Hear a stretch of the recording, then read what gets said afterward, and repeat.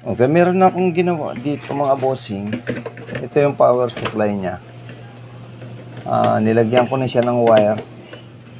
Pakita ko lang sa inyo kung paano gawin. Yan o. Yan. Dito ko na lang siya i-install sa loob. Yan. Ito yung 12 volts. Testerin ko muna siya kung alin yung positive and negative para siya kung ilalagay sa input. Input kasi niyang back converter na yan ay 12 volts. So, ipa-plug in ko muna siya para malaman ko kung alin dito yung positive at negative. Okay, plug in. Okay, yan na. Naka-DC ako. DC oh.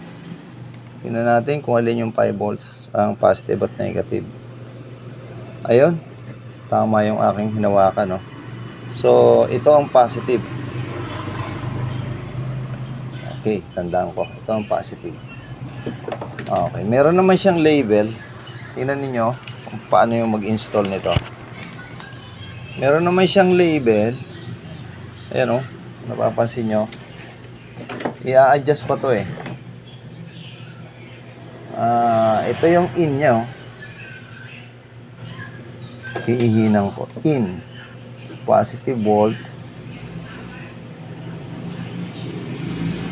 Okay, in. And then ito yung negative volts. Ito yung negative. In. Dagdagan natin ng konting lead. Okay, ito yung in, ang negative. So, mataas ang inilalabas nito. Dito tayo ngayon magsusukat ng kung ilan yung lalabas sa kanya. Okay, try kung i-plug in. Tingnan niyo ha. 1, 2, 3. Plug in. Tika. Tama ba ako? Okay, tama. In siya. Positive. Okay. Positive ito. In. Tama ba ako? Baka nagkabaliktad ako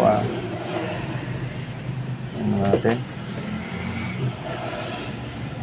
Ito lang ang ginagamit kasi dito para pagka merong tayong mababang voltahe ang kailangan. Ito lang ang pwede natin gamitin. Ito yata ang kabila ang positive. Ito na makuha. Okay, tama. Negative yung kabila. Ito, negative. Saksak nga ulit kung ilan. Limutan ko na kung alin yung positive. Negative. Okay. Ito yata ang hawak ko. Negative. Ito yung positive na kabila. Okay. Okay, ito yung positive. Tingnan natin. Ito yung positive. Okay, naka-plug in pa yan. Gitna natin. Okay. Wala ng lead. Saan yung aking lead? Nawala na.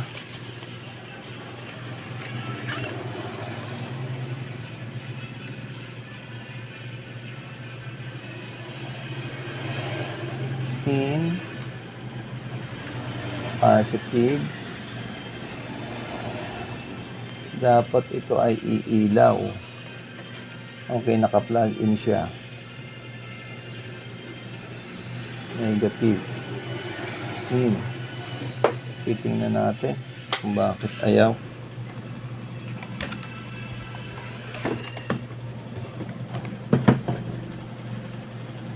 Negative. And then positive. Tama naman siya. Okay. So, tingnan natin kung ilan yung lumalabas.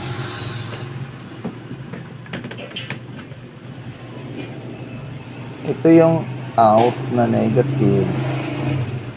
Ito yung positive. So, bumaba, ano? 1.5 lang. Okay, tataas natin mga bossing Tingnan nyo ko. Samahan nyo ko. So, ang gagawin natin, i-adjust natin yung trimmer. I-adjust ko yung trimmer niya. Ito yung positive. Hirap kong nag-iisa Tapos yung kabilaan negative. Ayan, napansin nyo, 1 lang siya. 1 volts. Okay.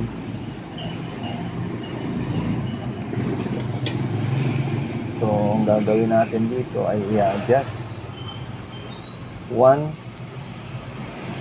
lang yung lumabas.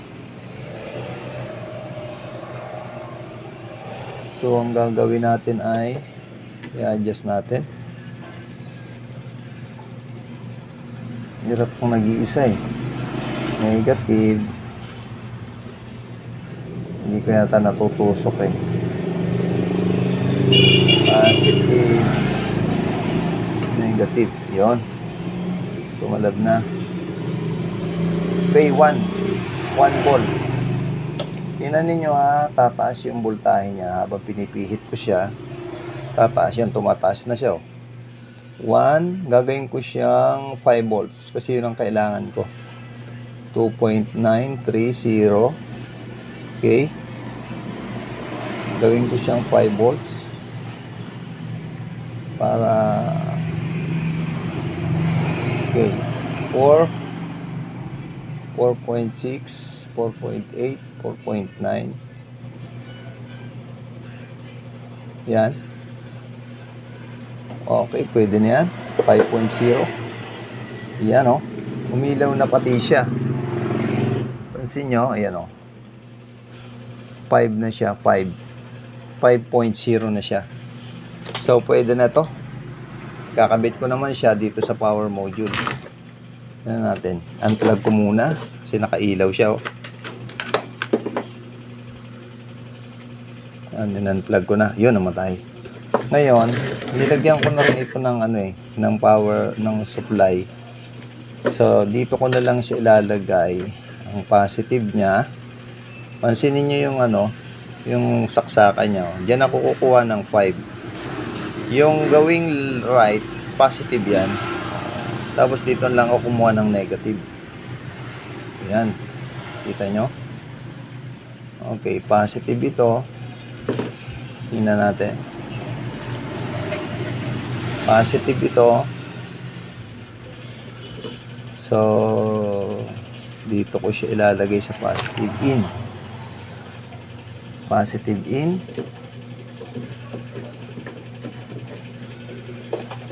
Para dire-diretso na yung video. Positive out ng back converter. And then ito naman ay negative. Yan. Negative.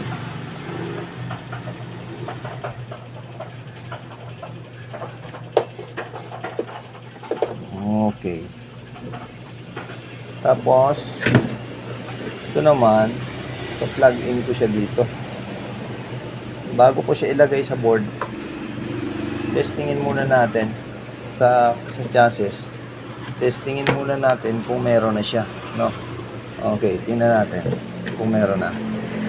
Yan na siya, Okay. Plug in ko. Plug in. Ayun, meron na siya,